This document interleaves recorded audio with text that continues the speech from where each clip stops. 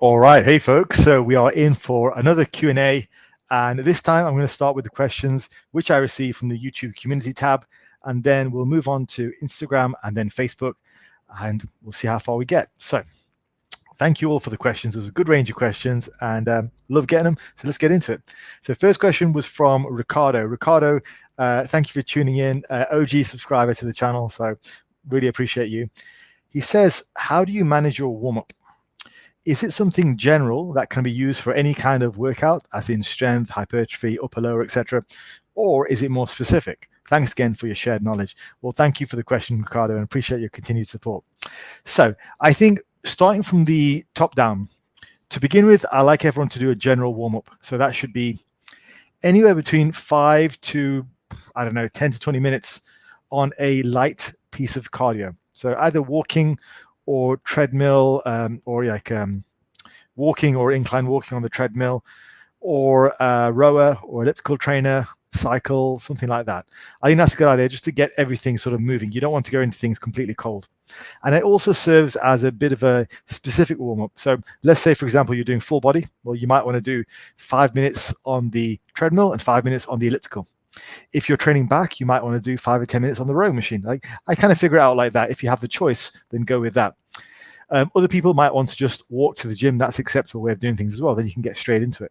So firstly, a general warm-up, and that should be to get you at least your body temperature up, maybe getting you into a bit of a sweat.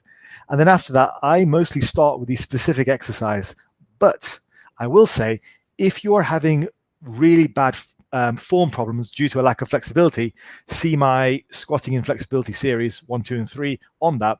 It might behoove you to do some stretching prior to the exercise, but that is only to be done if your form is really bad and flexibility is the issue there. Otherwise, I wouldn't recommend stretching before your workout, certainly not static stretching, maybe some dynamic stretches. However, what I found is once you've built your flexibility, it mostly just lasts as a result of just doing the exercise. So nowadays, I don't really do any dynamic stretching, and it's not something I would recommend unless you have a specific problem with flexibility going into the workout. I don't automatically just start doing stretches for the sake of it or foam roll for the sake of it. I think it's a bit of a waste of time. I would rather you get in and start warming up on the exercise you're supposed to be doing. So let's say you're supposed to be doing the hardest exercise on flexibility, which is mostly squats for most people. I would just start getting under the bar, getting in position, getting wedged in, and then just start to squat. And let the squats and the warm-ups open you up a little bit if you need that. I don't think most people really need a great deal of stretching. I think it's more of a psychological thing. Certainly the same can be said for foam rolling and all that kind of stuff. So general warm-up, get yourself loosened up, and just let the exercise itself start to open you up, because whether you stretch before you train or whether you stretch as part of your training when you're warming up, you're still stretching. It's just that the exercise is more specific to the body parts you're trying to open up. So there you go. That's my general recommendations. And you combine that with a general warm-up on the treadmill, then I think that's about right. One more thing I will say is something which I've only restarted recently, and I used to do it when I was younger, and it was a circuit.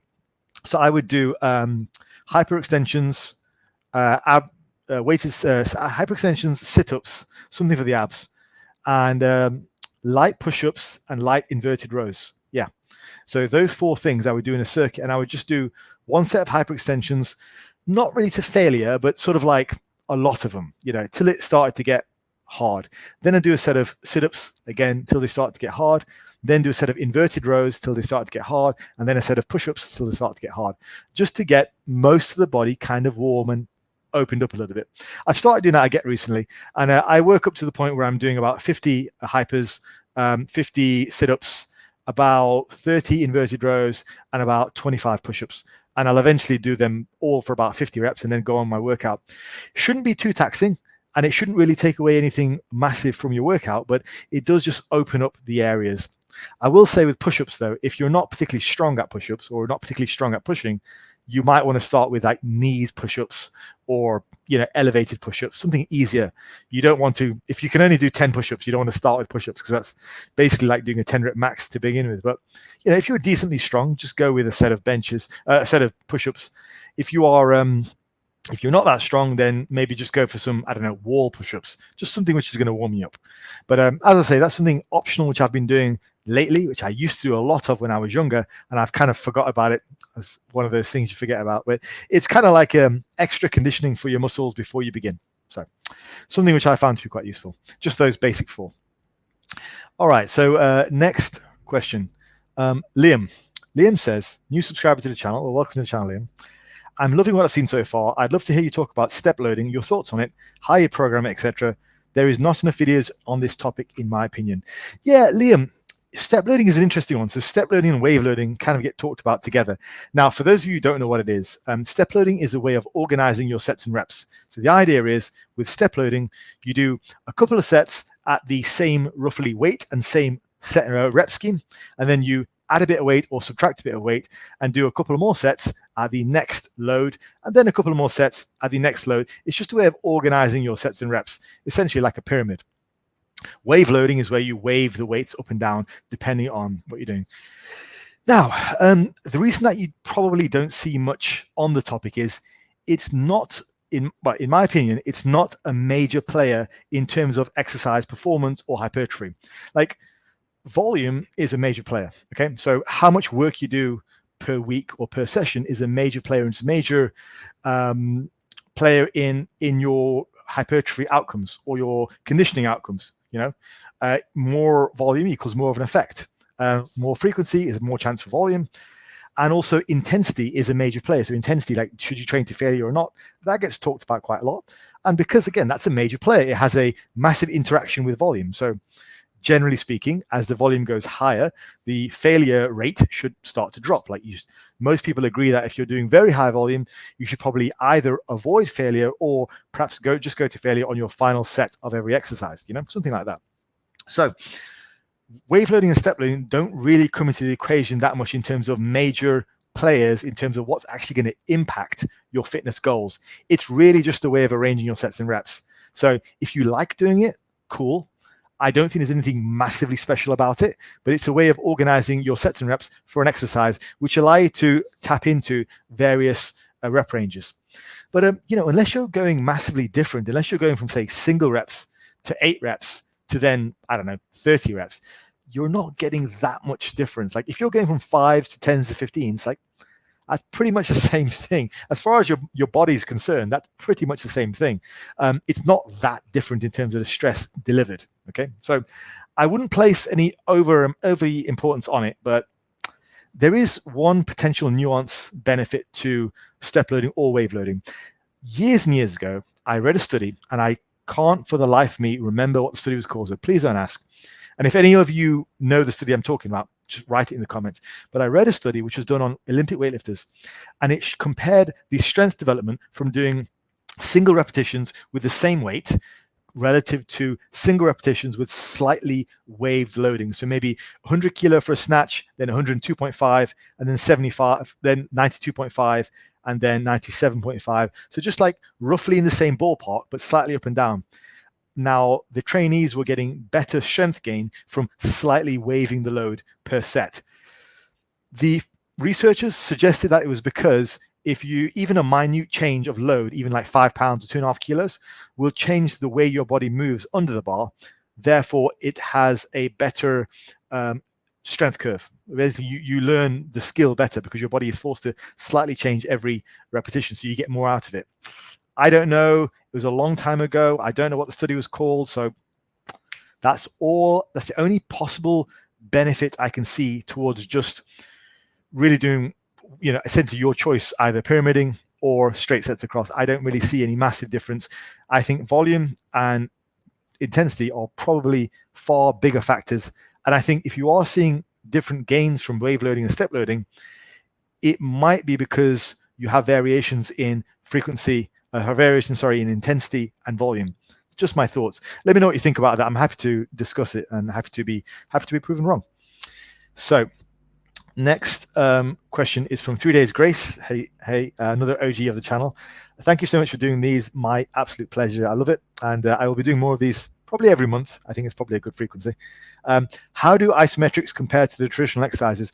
Good question. Now, back when I first started training, there was this book that I read, and it was by a guy called Brooks Kubik, and he used to run with another guy called Bud Jeffries. They were quite popular together. And Brooks Kubik he wrote a book called Dinosaur Training. It's a really great book. I'm not going to diss the guy. It's a really great. I mean, the whole dinosaur thing was a bit like, it was quite niche, right? But anyway, it was fun. It was funny. But it's a really good book, and he used to bang on a lot about the benefit of isometrics. So he would do lots of isometrics alongside his full range of motion lift. So he would do, for the bench press, he would do, say, regular bench press, but he would also bench press off the pins. He would also bench press from halfway off the pins, and he would do lockouts and like everything in between. And so as long as he was doing the isometrics alongside the full movement, he found that he got benefits from the full movement. So that was definitely one way of doing things. I remember there was a British powerlifter years ago. Again, he also incorporated quite a lot of isometrics alongside his full range of work stuff. So I think there's benefit. I think with the research says there's benefits as long as the full range of motion is employed alongside it. That's from what I remember off the top of my head. Now, would I do isometrics in isolation? Definitely not. I don't think there's a great deal of hypertrophy potential there. I think the potential for hypertrophy is much more alongside your full range of motion repetitions. So yeah, I think they can be useful for strength. I don't think there's enough actual repetition and movement for them to incur a lot of actual hypertrophy. I think it's more they'll be used to push up strength alongside the other exercises, full range of motion, which result in more hypertrophy. We know that range of motion is quite heavily attached to hypertrophy. So isometrics will be something I would do for strength increases rather than for hypertrophy. It's not something that I generally practice. I think if you are going to do an isometric, if you do want to work, for example, on the mid-range of motion, I would probably just start from the mid-range and then lock out. I think that's probably a better use of your energy, because at least then you're getting some of the range of motion. Like, for example, if we look at bench press training, two-board training, slingshot training, bench off pins, squat off pins, all these things are quite useful. Even for a raw lifter, it's stuff that I've done in the past and I would do again. So it's not like it's not like if you're doing isometrics, you have to just restrict yourself to that position. You can press from that position and just allow the bar to move up. Or if it's a squat, I would rather you do that than just literally do an isometric where you're jammed there, pushing as hard as you can against a bar that doesn't move. So hopefully that answers your question. In summary, useful for strength. I wouldn't recommend them. I think you're better off just doing partial ranges of the motion. All right. Shaken says, would you consider making a video on the torso and limb split, chest and back, legs and arms? Also love the content, brother. Well, thank you, man. Appreciate it. Yeah. I mean, I will say it's not something I've massively had a great deal of experience with. What I did do, which was quite similar, was the program that I wrote called the Berserker, which you can get off my site. That program, it wasn't quite that split, but it was basically that split with biceps and side delts on upper body day as well. So it was a specialization for the delts and the biceps. And so I had you training delts and biceps 4 days a week, and then it was split upper and lower. So it's kind of like that, but not quite the same. I might do a split on that in the future, but I don't really like to talk about stuff which I don't have a great deal of experience of. So I have made a video on that routine. It's called the Berserker. Have a look at it on my channel, and you can buy the routine off my website. So that's as close as I've come to full experience with that. So I don't normally like to speak about things unless I'm fully experienced them. So it's something that I guess I would talk about if I had more experience on it. I think it's fine. I think it's okay. I mean, it's a very old school split, isn't it? It's sort of like chest and back one day, maybe legs and delts another day, and chest and arms another day. It's a pretty good way to do things. That's a 3-day split rather than a 2-day split. And I believe dog crap training has a similar concept where they do chest and back, and then they do, they do like lower body, back and legs with arms, and then it's like pushing or whatever on another day. I don't know, but yeah, unfortunately, Shaken, it's not something I have a great deal of experience with, so I probably wouldn't talk about it too much because I don't like to speak if I haven't experienced it myself. All right. Vultures3 says, Faz, loving your channel. Thank you. I'd like to know if by holding onto a rail during a belt squat, will it dramatically decrease my chance of quad growth? P.S. I know it's easier with the rail to add more weight. No, I don't think it will dramatically decrease. It will just, as you say, take a bit of load off. I suppose I know why you're doing this, because when I was training at a different gym at the end of 2020, I did have a belt squat, and when it got heavier, I would hold on to the rail. I tried to hold on to it just for balance. I didn't want to hold on to it like to lift myself up. My training partner at the time, he would pull himself at the bottom of the belt squat. So he was basically helping himself out of the bottom. That I didn't really agree with. I would rather struggle through the bottom myself. So I think as long as you know what you're doing, like as long as you know what you're sacrificing, like if you are pulling yourself out of the bottom, then you are reducing the load in the position where the quads are their most active. Then I think you might be in danger of reducing the quad growth. But ultimately, what you would have to do, it's kind of like doing a partial squat in a sense, because ultimately you would have to load up the machine with more weight because you're pulling some of it with your hands. And that might cause problems with injuries as you're taking the bar out and as you're going down. You get then a very uneven strength profile, which is very dependent on how you pull it.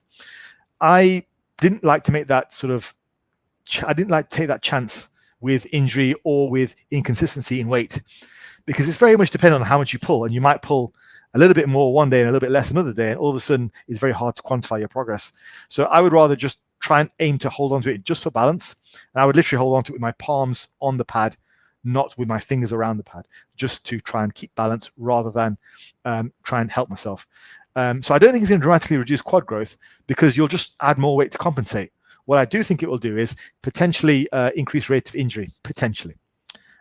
So I wouldn't particularly support that. Let's see. William Withrow writes, says, for hypertrophy, can extra low rep sets make up for the stimulus provided by higher rep sets, since low reps typically mean inadequate tension within a set? I don't think that's true.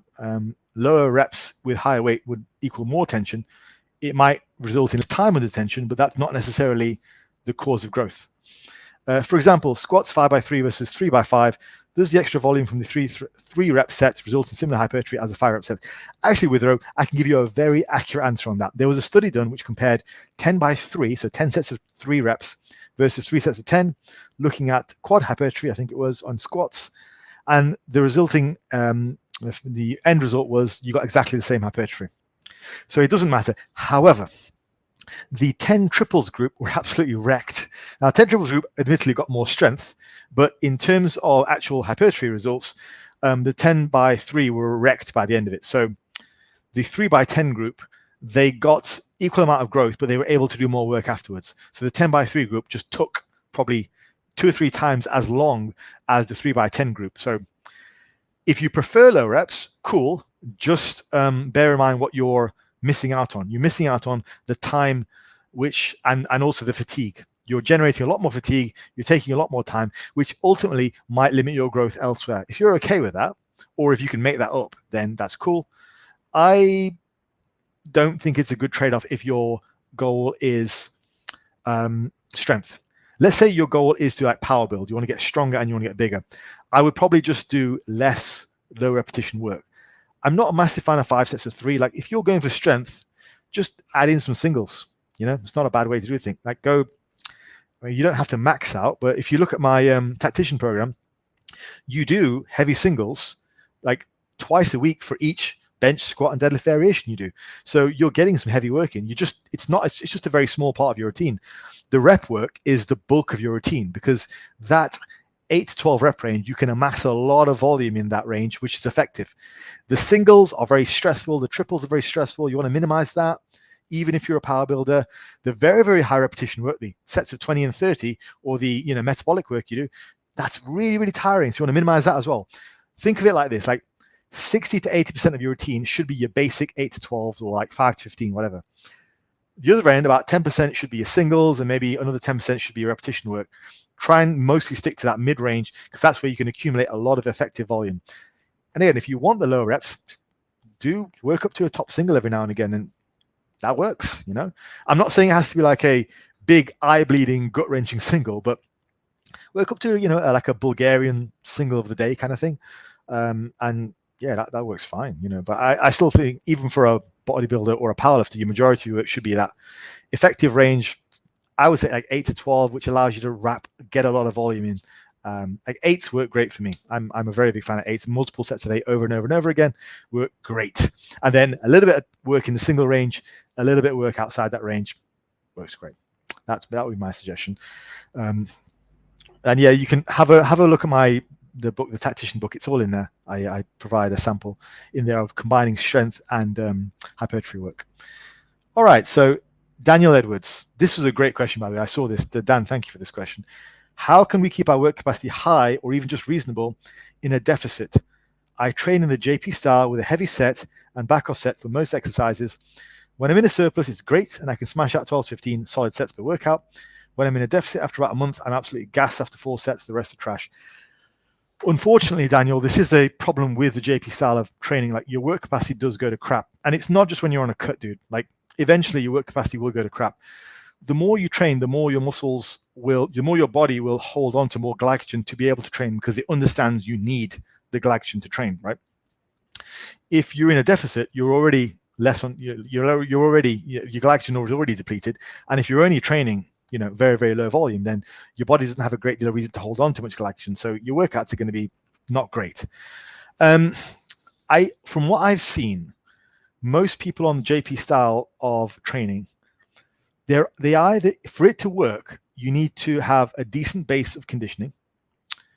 I think most of those guys, they tend to do quite a lot of hard conditioning alongside it, if they're natural, by the way. That adds a big sort of caveat. Or they eat a lot of food or take a lot of drugs. I don't know. I'm not slagging off the JP method. Like, he's a great guy. He's done a lot for bodybuilding. All I've seen is the guys who typically go down that route, to make it work, they either do it the healthy way, so they're doing a lot of cardio alongside it, keeping their health and their work capacity high, or they just force the gains via lots of food and lots of drugs, or lots of drugs. Just what I've seen, you know. So yeah, I mean, you're always going to get a little bit of progress. So if you've been doing it for about 3 months, it's going to be pretty good. But once you're past that stage, do it for 6 months to a year to 2 years, you're going to need to keep your work capacity up. It sounds like a great concept, you know, lots and lots of low volume, very minimalistic routine. But as I said recently regarding minimalism, like, it's just not very good for long-term growth. Like, most genetically typical or genetically less than average people need the variety and need the volume. Working on the same exercise over and over again for long periods of time with very, very low volume is a key to it. It just leads to staleness, leads to injury, and leads to lack of gains. And all that is magnified when you're cutting, because when you're bulking, you get loads of food and the food drives your gains. But like, if you need food to drive your gains, then what's driving your gains? It's not your training, it's your food, right? You should be able to make gains, you know, mostly at the same body weight. Like, you should be able to gain something. You shouldn't fall apart in a cut. So I don't really like that way of training. I think it's great for showing strength and maybe gaining some transient strength over a month or two, coming from a high volume routine, but that's just a peaking effect. Not a big fan of it in isolation. As I think I did a video critiquing the 2-set approach. I know plenty of people are very fanatical about it, and there's lots of people who will say they love it in the audience, but just giving you my thoughts on my experience of it, like the way that I've seen it work. And when I say work, I mean, you know, work for like years at a time, is generally when people are combining it with lots of cardio. Like, I know one of my friends, Joe, very big guy. He's about, I think he just recently finished a cut at about 105 lean. Like, he does a ton of cardio in the week, just loads. His overall volume isn't that high, but he does about 3 hours of hard cardio a week, you know? So it just keeps his work capacity nice and high. And there are other guys who use the JP approach and just slam a load of drugs or slam a load of food. And yeah, pretty much anything's going to work if you're doing that. I think you need more actual mechanical tension if you are natural, which I believe you are, Daniel. So yeah, maybe it's not working because of the conditioning effect, but maybe it's not working because it's just not a very good routine, or for you, it's not a very good routine, you know? So next up, Lee Harris, what would be the best split for hypertrophy and fat loss taking into consideration recovery and normal family stresses. Lee, I think for that, if you're combining the two, so if you're doing like a recomposition approach, I think a full body. For me, I always come back to the full body as consistently one of the best ways to work out. And you'll notice, apart from the arm delt specialization routine I laid out, both of the routines I've written, whether full body, whether hypertrophy or strength, they're full body routines. So time and time again, I think full body routines are just amazing for strength, hypertrophy, everything. Advanced full body routines for hypertrophy are definitely an art form. Like, it's not, you can't just simply do the same thing 3 times a week. But there are ways of doing it, as detailed in my wizard book, which are highly effective. If you vary intensity, vary and strength, muscle gain, and fat loss, for me, it's the most effective.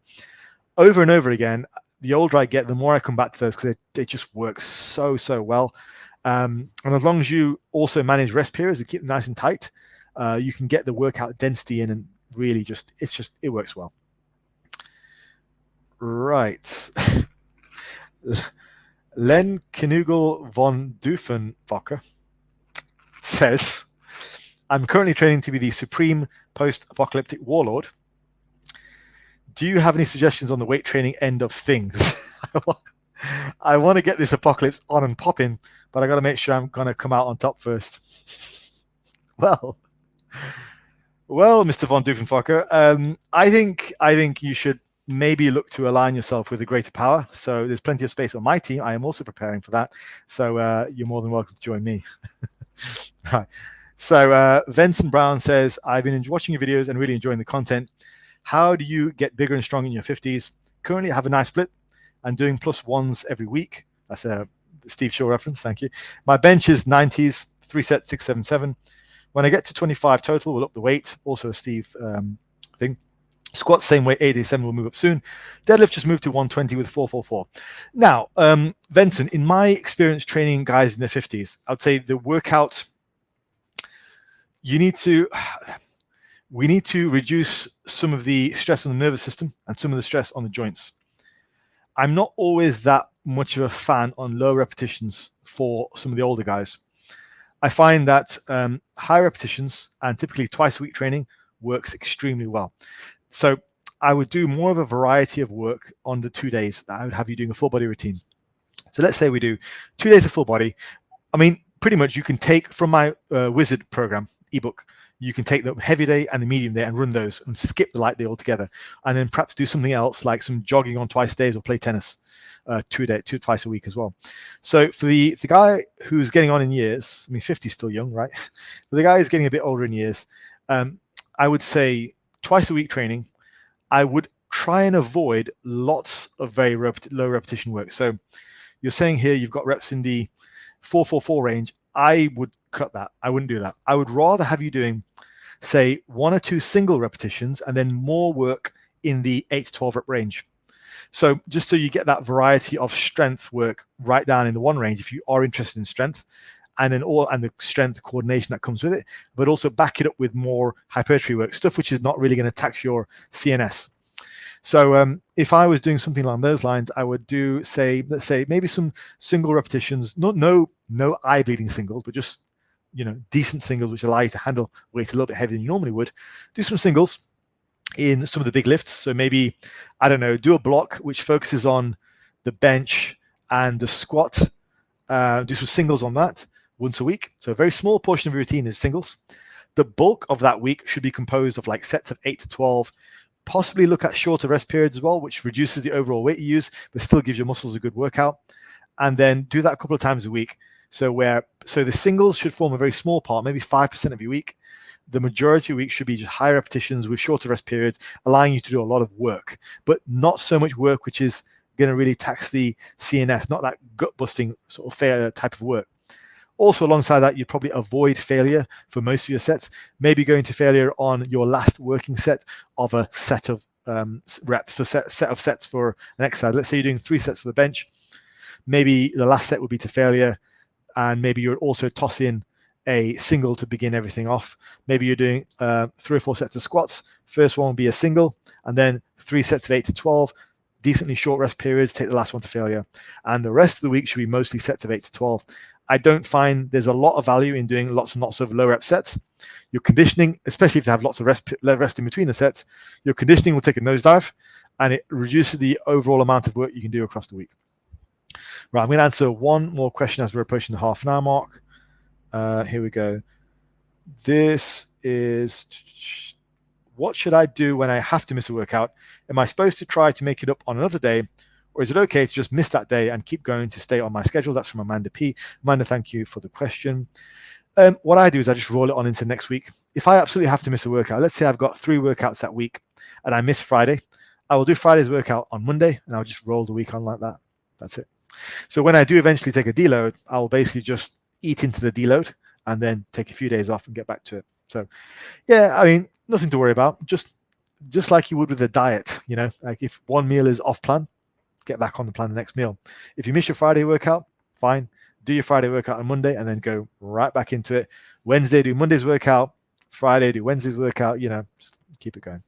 Right, guys, I'm going to call it there. It's been half an hour, and I will get to the rest of the questions tomorrow. So thank you again. I'll see you then.